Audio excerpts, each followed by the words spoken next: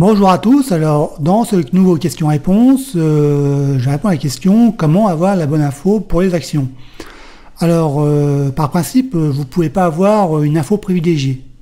Ça, c'est les institutionnels qui ont toujours la bonne info avant tout le monde.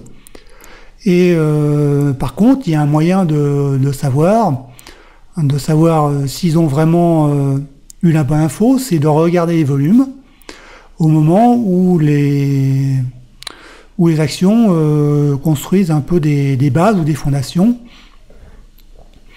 Et parfois, il y a des volumes qui sont assez suspects par le nombre, alors que la bougie est assez petite.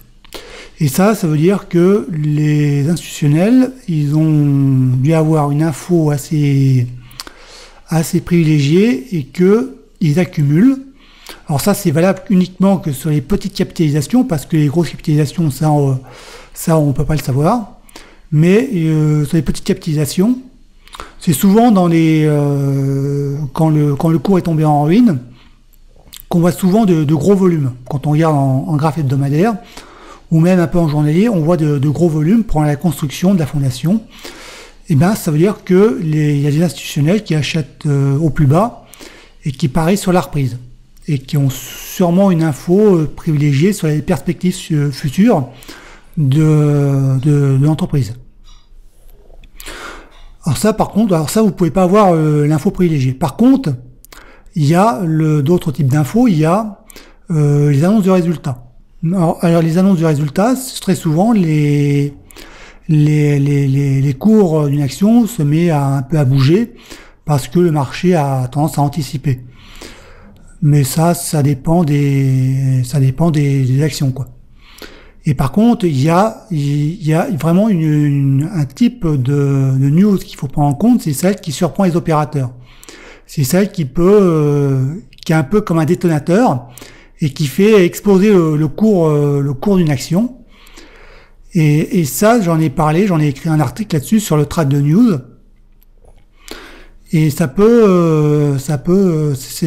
trades-là sont assez rares, mais ça peut faire exploser le cours d'une action parce que la news a surpris les opérateurs. Alors ça peut être à la hausse comme à la baisse, hein. Ça peut être aussi très bien être un profit warning, une très mauvaise news qui tombe et puis ou un avertissement sur les résultats et puis que le cours décale fortement à la baisse. Ou alors une info que le marché attendait depuis un moment, et puis qui tombe, et puis qui fait un peu office de détonateur. Et ça fait décaler extrêmement le cours d'une action. Ou alors, il faut regarder les volumes. Alors, s'il y a vraiment de très gros volumes, par exemple sur un creux, par exemple très gros volumes à l'achat, supérieurs à ceux de la baisse, et des volumes un peu suspects, là, ça peut dire que, ça pourrait dire que il y a des grosses mains qui sont en train de s'en mettre plein les poches, et puis que lorsqu'ils ont une info privilégiée. En fait, le principe, c'est d'espionner d'espionner les initiés, d'espionner les grosses mains. Donc, et ben voilà comment on peut avoir. Il y a deux solutions pour avoir une bonne info. C'est soit vous espionnez les institutionnels en jetant un coup d'œil sur les volumes, ou soit c'est une news qui surprend tous les opérateurs et qui fait décaler fortement le cours d'une action.